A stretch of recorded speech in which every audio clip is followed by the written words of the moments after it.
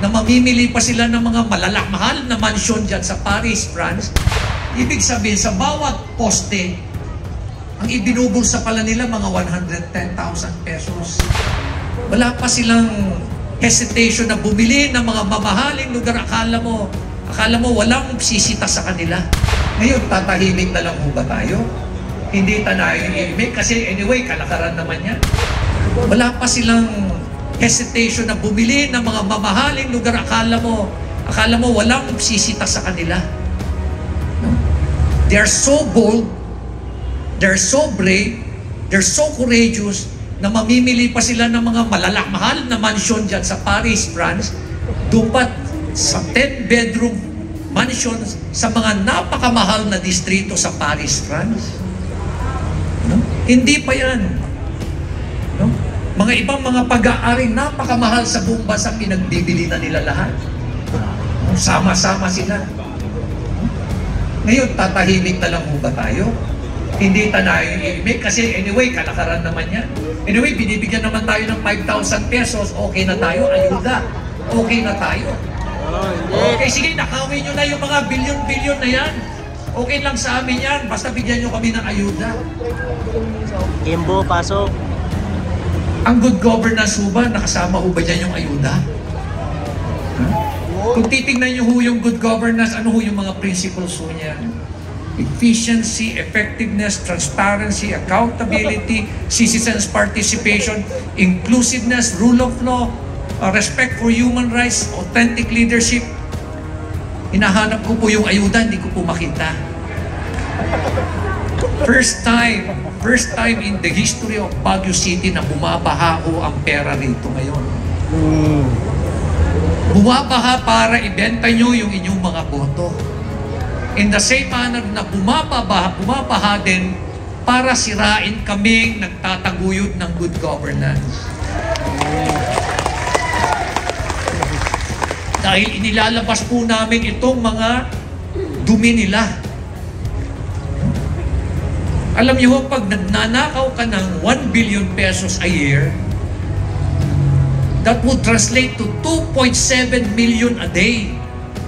Pero hindi lang ho bilyon ang kanilang ninanakaw. Hindi lang ho 1 bilyon, 2 bilyon, 3 bilyon, 4 na bilyon, 5 bilyon. Paano nila ginagawa? Katulad yung rock netting na yan. Yung mga nakikita nyo dyan sa bundok kayo na nakabalot ng mga bakal.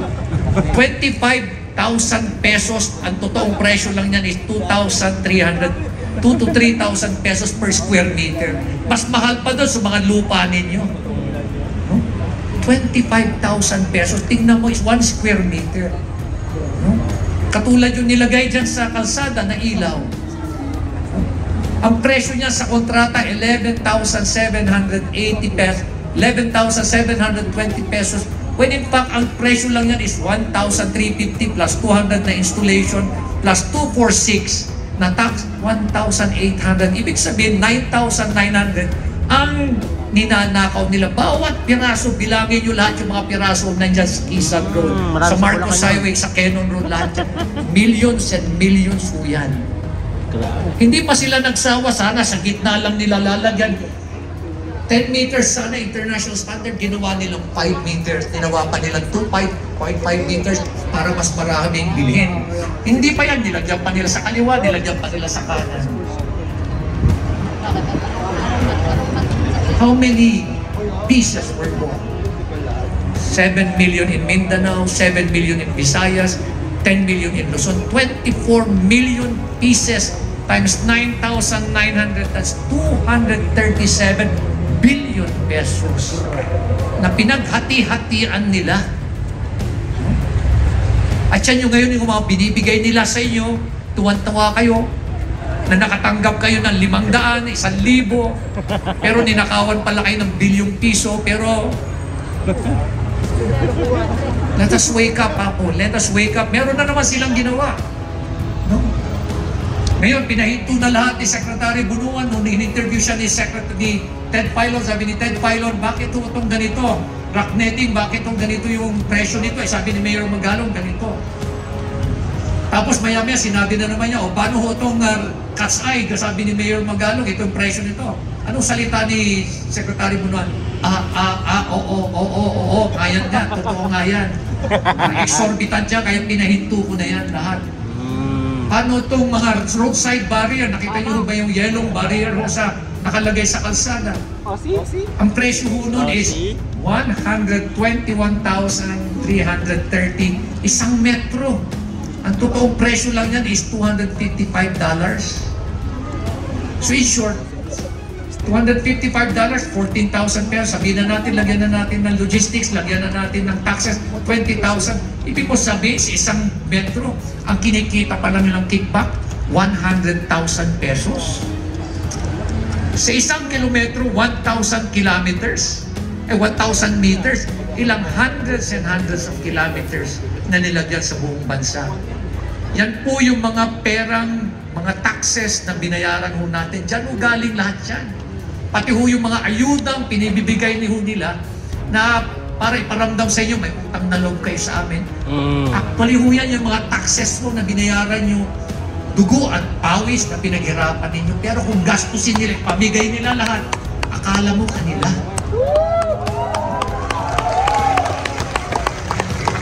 Bossy? Vodafone's just doubled its network coverage. To celebrate, get double the data for... Alam niyo ho yung yellow barrier na yan, dapat palikulang ho lalagyan, pati diretsyo nilagyan yung nila. Pumunta ho kayo sa Marcos Highway, pati diretsyo nilagyan nila. Tama. Ngayon ho, pinahinto na ho lahat yan ni Secretary Bunuan. Kumita Pero na. meron tuloy-tuloy pa rin na nakikita ko ngayon na uli na pinagkakakitaan nila. Yung solar lights. Nandyan ho ngayon yung mga solar lights. Alam niyo ba magkano presyo ng solar lights? 157,982,000 pesos. Ang presyo ho niyan is 40 to 46,000 pesos per pole lang. Ibig sabihin, sa bawat poste, ang ibinubulsa pala nila mga 110,000 pesos. Yan po yung mga taxes din na pinaghirapan ho natin, lahat tayo. Ngayon, pipikit na lang tayo, ay bigyan nyo kami ng ayuda, ipoboto ka namin. Ganun na lang ho ba tayo mag-isip sa Baguio? Hindi. Kakaiba ho tayo sa Baguio. Please, for the sake of our children, dagida apo tayo apo, let us fight for what is right. Huwag tayong padadala. Please. This is the legacy that we can pass on to the next generation. Grabe apo, untold, unbelievable. I was just talking to Mr. Ramon Ang of San Miguel. Sabi niya, galing ko lang sa Malaysia. I was talking to some of the businessmen there. I was inviting them to come to Baguio, to the Philippines to invest. Sabi nila, we don't want to invest in your country because there's so much corruption. Uy, sakit. Real talk.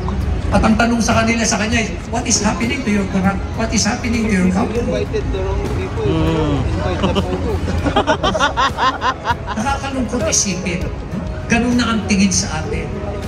Kung nagtataka kayo, sino sa mga senator ang nagsasalita tungkol sa corruption?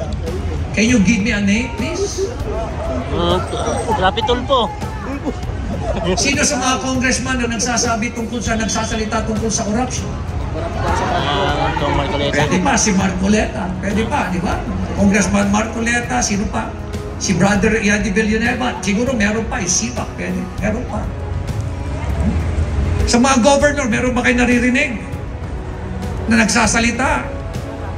Sa mga mayor, sinong nagsasalita? Sino pa ho? Vico Soto. Christian Lagman of Albay. Pero anong nangyayari sa amin ngayon? So much money is being poured to destroy us. No? Baliwala lang doon sa mga nagnakaw yon. Yung malilit. Barya lang sa kanila yon. No? Para lang manira lang. Katulad yung ginagawa ni Rito sa Baguio. Nag-hire sila ng mga taxi drivers.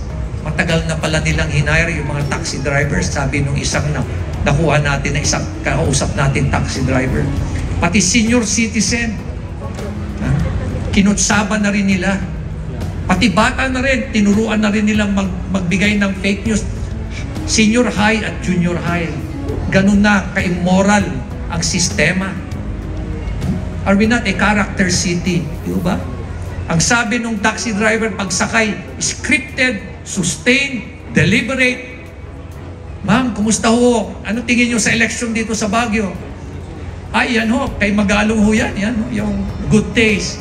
Kay Magalong po yung Parkway, kay Magalong ho yung... Ay na, yung mga taxi na yan, kay Magalong ho yan. Negosyante. Alam niyo ho, yung mga taxi na binabanggit, 2018, inapproval na po yan.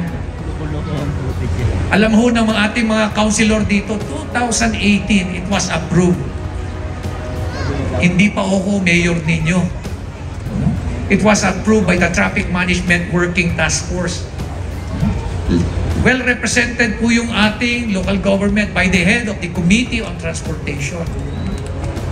I know nothing about taxi business. Yung Parkway, mismo ho, sabi ni Attorney Ed Avila, wala akong pakialam mo si Magalong dito sa Parkway because he is the chief legal of Parkway. It is owned by Mr. Fernando Chong. And it is also owned by the doctors. Finally, good taste. Ngayon, lumalabas ngayon yung chismis, tinutukan ko raw yung baril yung may-ari ng good taste. Pinamana nga daw sa inyo. Kung kasama ba ako na nabili ko yung good taste, Pinamana sa inyo eh. tututukan ko ba siya ng baril? Pangalawa, totoo ba yun? Mabuti na lang, meron pala kaming video. So nangyari. At kitang-kita doon talaga, pinakita ko na sa ibang mga media. Alam niyo kung anong nangyari nung March 14, naabutan ko siya doon sa likod ng City Hall. At ang sinabi ko sa kanya, alam mo, attorney, all you have to do is tell the truth. Ganun lang ho, sinabi ko sa kanya. Tell the truth. Bakit niyo ako dinadamay dyan sa business niyo? No? I do not know your family. I do not know your father. I never transacted business with you. Bakit niyo ako dinadamay dyan? Bakit pag tuwing tatanungin yung mga tao mo, kay Magalong ba to? Sasagot ng mga tao mo, no comment? No? Tama ba yun? Sinanay naman eh. Kaya nasigaw-sigawan ko siya. At then, umalis ako, na galit ako. At sinabi ko sa kanya, you know, I've been fighting for you, kayong mga bata. You know? And that's the reason why I am under threat now. Tinuturo ko yung baril ng tao ko doon sa likod ko. Kasi sabi ko sa kanya, dali mo na lang yung baril dito sa likod. Para at least kung ako'y may banatan man lang ako, at least makalaban man lang ako ng kahit konti. I do not fear for my life, but I fear for the life of my wife, my family. Paano ko sumakay sila? At binanatan na lang ako dyan. Ganyan ho kahirap ang pakikipaglaban ho sa korupsyon. Gagawan nila lahat ng kasinungalingan, ng intriga, para sirain ho kami. Pati ho itong mga kasama kong councilor, pinalabas ho nila na tagi-1 milyon pa ho natanggap nila. Para lang ma-approvean yung market modernization, ma-approvean ho yung mobility na sinatawag na dumadaan naman ho sa tamang proseso yan. At hindi naman yung mayor ang nag-a-approve yan, kundi ng members of the city council. Matindi po yung laban natin. Kami po ay handang. Handa po kaming mamatay para sa bayan natin.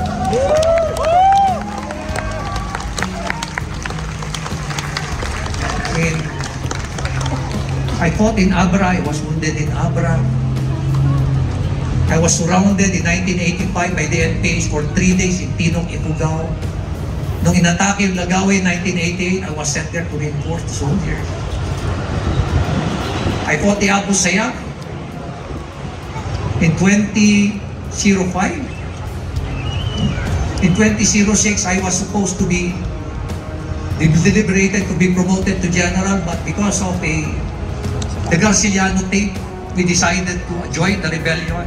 Talo ho kami doon, nakulong ho kami lahat. But we believe it is the right thing to do. Mama Sapano, it's also the right thing to do. Maski na kailangan i-whitewash mo yan. ang order, i-whitewash mo, Magalong. Pwede ka na maging chief PNP. Is it the right thing to do? So I told the truth about it. Albayaldet case, with all the threats that I received, sitting chief PNP, I have to tell the truth that he was involved in a drug anomaly. Nawawala yung 220 plus na kilograms na shabu.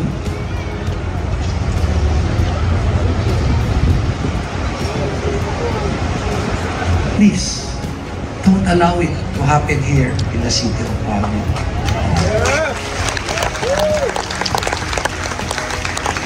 And before I end, if you notice kung natatandaan nyo, no, malagip yung advocate, during my first term and second term, I never asked people to vote for me. Never, never, never. In the same manner that this, running for my third term, I will not also vote and ask you to vote for me. But I want you, I'm asking you to choose the right leader for the city of Baguio. And second, amuyo mo siguro nga balbaliw ti panahon tata. A lot of things are changing. We have all these challenges, climate change, yeah? Yung ating carrying capacity, yung urban decay na nangyayari sa atin. We have a lot of things to do and we need progressive thinkers, fresh ideas. You know? We cannot always be traditional all the time na ang tiniisip na lang numakot, ay, hindi ko kapartido, kukontrahin ko yung proposal niya maski naniniwala ako. That is a very traditional way. That has changed. And that is actually the strength of the city of Baguio. So let's give them, our good governance team, a big chance.